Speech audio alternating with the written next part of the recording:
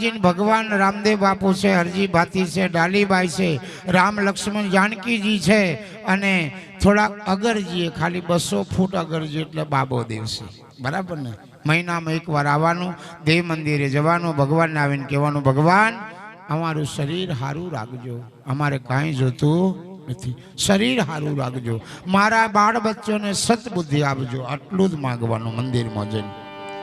મારા બાળ બચ્ચોને સદબુદ્ધિ જ્ઞાન પ્રાપ્ત થાય, અમારું શરીર નિરોગી રાખજો, કોઈ રોગ નહીં થાય, આટલું ધ્યાન રાખજો પ્રભુ.